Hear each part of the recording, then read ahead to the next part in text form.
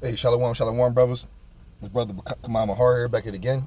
First thing first, I want to give all praise to Yahawah, Bahasham, Yahawashi, Bahasham, qadash. Double honor to the apostles and the elders, and the true run from GMS. Blessings to the Aki, my dear, preaching his word with all true sincerity. Blessings to the 144,000, 1/3 entirely, the first fruits king of heaven. The also David WF Dawadah. Shalom to you brothers out there speaking different tongues and looking different nations. Shalom to you brothers, man. So today, brothers, a nice little day. Especially for coming off from just, super rain. The sun is bright and that's great. But, I'm in the spirit, put this video up, man, on pride, man. Pride is the number one thing, one of the top things the Lord, Yahawashi, hates, man. Now, who has the most pride or who has the most pride on the earth is Esau, man. Esau has the most pride, but we know through the scriptures that their pride is what's going to bring them down, man. What's that? Proverbs,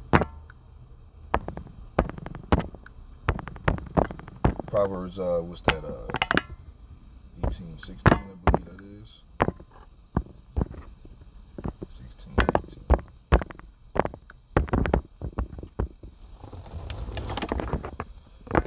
Okay, it's the book of Proverbs, 16:18. It said, "Pride goeth before destruction, and a haughty spirit before a fall." Right. It says, "Better is it to be of a humble spirit with the lowly, than to divide the spoil with the proud." Right. And that's just ultimately true. Salaki bros, I always mess this up. That's ultimately true. You know what I'm saying? Because hey, when you in the humble spirit, man, a lot of positivity can be drawn to you. Nobody really likes a person that's super prideful. When a person is super prideful, you can't tell them what to do. They can't take correction. They can't be like criticize. Criticism or what you want to call it. They know it all. And hey, and normally when a person is prideful, they always come from a consistent type of path that they're in that pretty much got them in a winning situation. That's the closest I can get with that. Esau right now, like I said, we were talking with the brother yesterday at camp.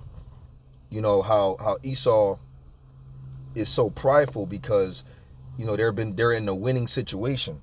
And see, what they don't understand is that Yahawashi got him in a trick bag that the Lord just letting them run the table. Like my brother Shalawami was saying, how, a cop doesn't want to, like the cop knows you're selling drugs. Let's just say that the cop knows you're in the beginning stage, but he knows you're about to commit the crime.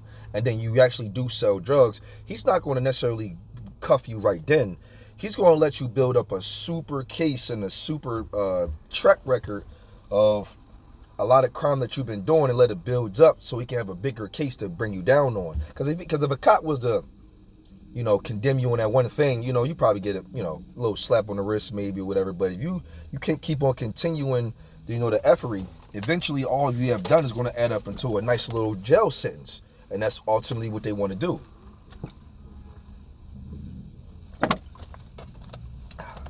Salaki, man, give you some little water. But that's pretty much what's going on with Esau. Mind you, it also said that that Esau, America has never been touched before.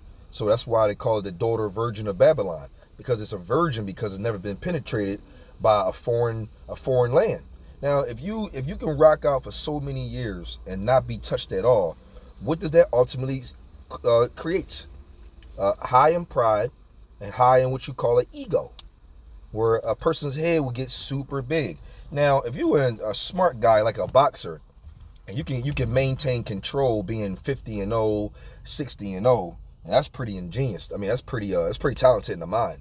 But not in that case scenario does that happen too often, because when a person is 50, 60, 70-0, that's when the fuckery starts kicking in, the pride and the ego, and what also, like it says,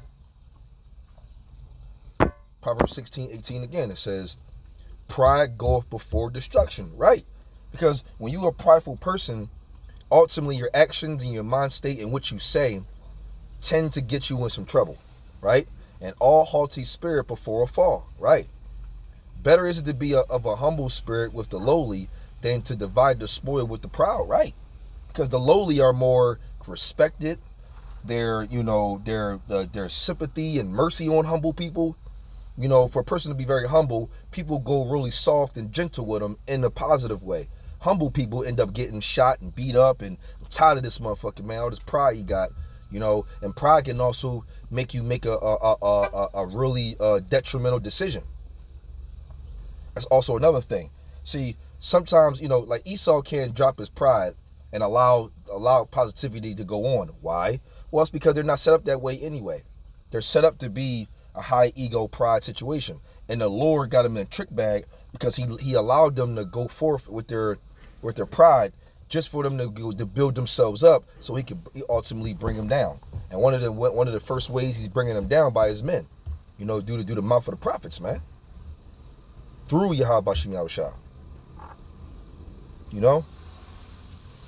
So it's a beautiful thing, man. What's that Sirach?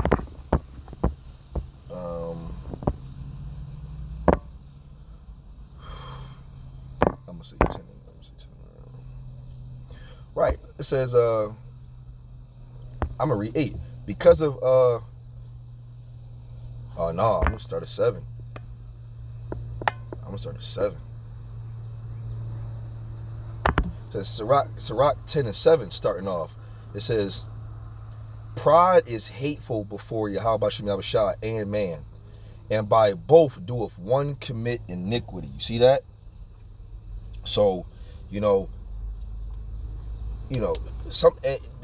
crazy part about this whole thing is there's a lot of times too where people can't even sometimes the pride is so strong on a person that they can't even notice that they're actually being prideful. Now, if you know you prideful, well, that's just, okay, well, now you just on a whole nother level. That's just a demon, like a mug. Pride is also his own little demon, but you know it. That's just like something crazy. But sometimes people are set in their ways so much that they can't really notice that their pride is really, really, consumed them. And shoot. I'ma already assume, or maybe I'm just going to assume that Esau knows that their pride is high as hell. They're like Vegeta off of Dragon Ball Z. He's all ego and full-blown pride. Like, without his pride, he's nothing. And that's probably why he always loses to Goku for so much, because his pride, he can't calm his little ass down. Where Goku seems to be very humble, and he's humble to a certain extent, but he seems to be humble and relaxed and lowly at times, and he battles when he needs to, rather than Vegeta needs to be able to rely on pride, because his pride is what fuels him, which also gets him into a bad situation sometimes, because he tends to try to fight battles that he necessarily can't, but his pride make him believe he can and get his ass whooped. That's why I said pride go before destruction. You see that? And it says, 8, it says, because of unrighteous dealings, injuries, and riches got by deceit, the kingdom is translated from one people to another, right? See, Esau wasn't set up to not be prideful and humble like Jake normally is by spirit. They're set up for pride and ego like Vegeta is. So because of their pride, remind you, it says in Micah 2 and 1, it says, woe to them that devise iniquity upon their beds. When the morning is light, they practice it because it's in the power of their hand, right? So it's in the power of their hand to do wickedness, and then they already set up for wickedness. And what is also basically equivalent to iniquity to a man? Pride. Pride will make you do some dumb ass shit. It'll make you think dumb. It'll make you move dumb in the way that you think is right, when it says there's ways of a man. Let me bring that out. I think that's Hebrews. Is it Hebrews 12? Not 12 and 16. That's profane. That's Esau. Let me see. Let me see something. Job.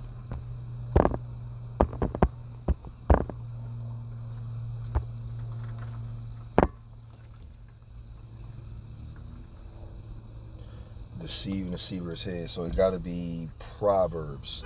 Let's try Proverbs. Yeah, it's ultimately Proverbs, probably like 12, 14 or so. I know it's like in the 12s. Okay, so it's Proverbs 12.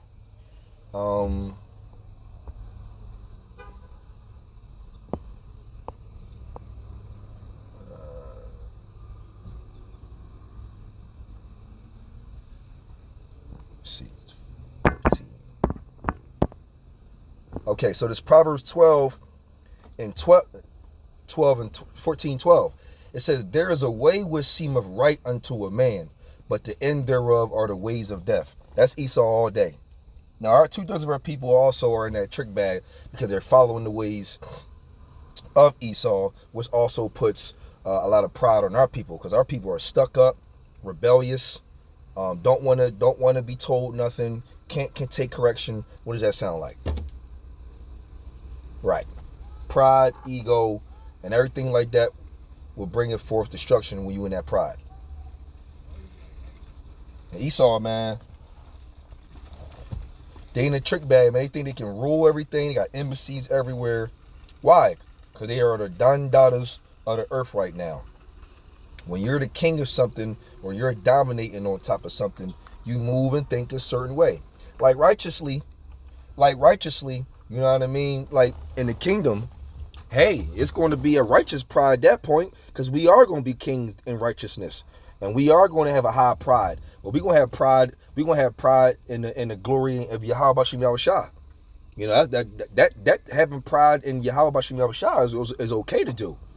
And so, and then the Lord will not gonna be a part of that number. The Lord's going to put a spirit on brothers. We're going to be kings, and we're going to have new bodies, and we're going to be in rulership. So when you're in rulership, you can dominate. And when you dominate, you can pretty much dictate what you want to do and command and demand. And righteously, you know, you're going to feel superior and better than everybody, which you will be. So that's what you call righteous pride. Ain't no heathen going to be able to tell you nothing. They're not going to be able to correct you. They're not going to be able to tell you what to do. You're going to sit there and just be high almighty on them. And so that's also pride, but righteously though, because we're going to be set up in that way. That's when it's going to be legal to have some pride in that concept of a way, because we're going to be in the kingdom with our spiritual bodies, with the law, statute, commandments in our inward parts, and the Lord said we're going to be able to get back double. So it ain't going to be no pride on Esau way. It's going to be pride still, but we're going to be prideful in the way that we're dominating over the heathen. And yes, you ain't gonna be able to tell us nothing, correct us nothing, you are being wrong, none of that. So yeah, pride and ego in the kingdom, we gotta wait for that. But as far as on this side, we need to be humble and lowly. That's what it takes in order to please Yahawashi, man. That's the only way it's gonna work. Let me go back to Sirach.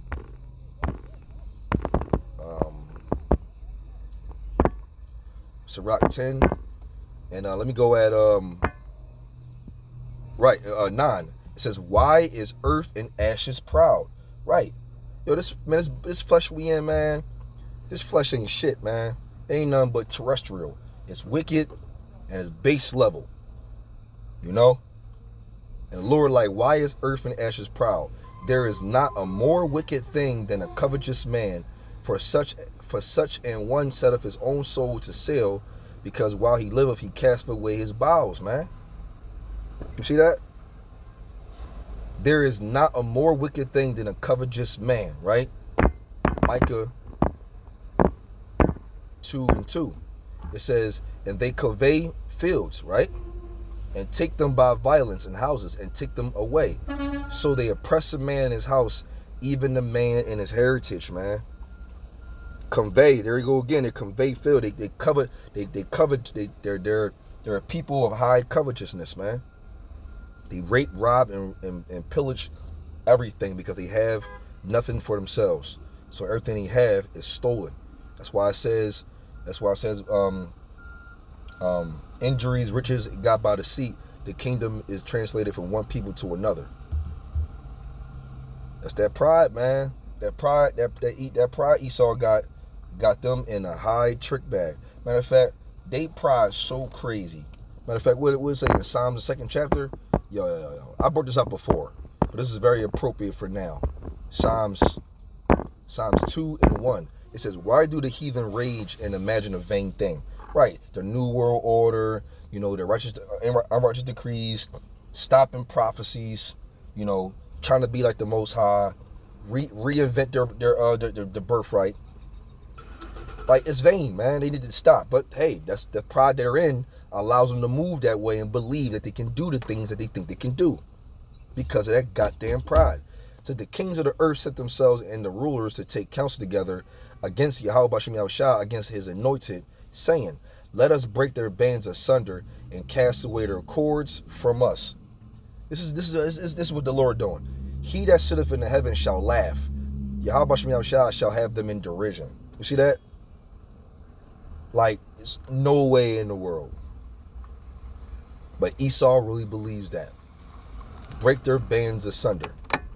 Ain't that some shit, man? Esau is something else, man. What is this? Obadiah 1. It says, the vision of Obadiah, thus saith Yahawashi concerning Edom. We have heard a rumor from Yahawashi, and the ambassador is sent among the heathen. Arise ye, and let us rise up against her in battle. Right? And it says, behold, I have made thee small among the heathen. Thou art greatly despised. The pride of thine heart hath deceived thee, thou that dwellest in the clefts of the rock, whose habitation is high, that saith in his heart, who shall bring me down to the ground? Now, that is an extremely high, prideful statement. Not to mention the Psalms, the 2nd chapter, it just said that they're going to break their bands asunder, meaning they're going to come together and be like, all right, we're going to separate from the Lord and be the Lord.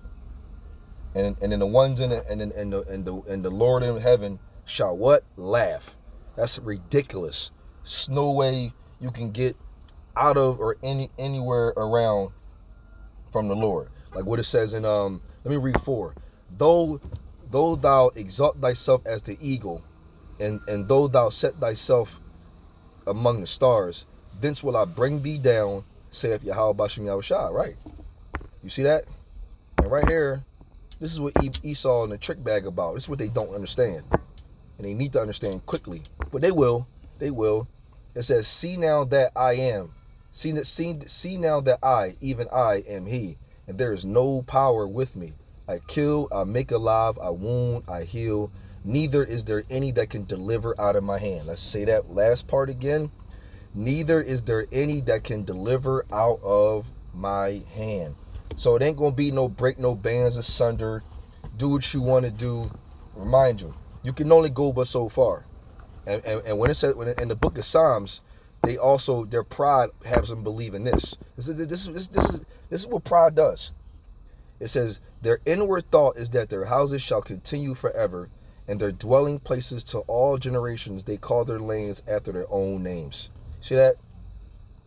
Esau has been winning for so damn long that they're in the trick bag, and they believe that can't nobody beat them. But when Yahawashi come back, it's gonna be a rude awakening. They're gonna be scared, man, boy. When that armada come out the sky, man, with Yahawashi on that big giant fathership, man, that's gonna be a real bad day, man. That's gonna be a real bad day for Esau. And then the crazy part about it is the whole world gonna be fighting, all in the Valley of Jehoshaphat, like the prophecy say. And here comes Yahawashi coming out of nowhere, and crashing the party. And then they gonna stop fighting each other and come back. And the Lord going, what's the Lord going to do? They're gonna be scared as hell, but the Lord going to turn that pride up just a little bit more. And even though he's afraid, it said they would yet durst fight.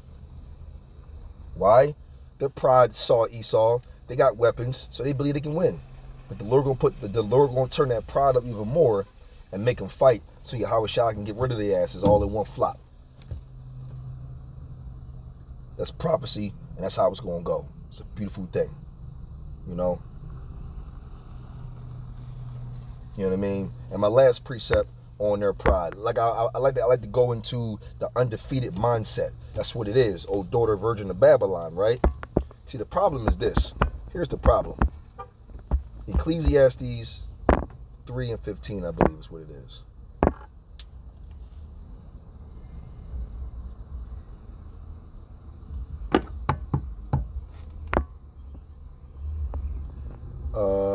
Let's go with 3:15.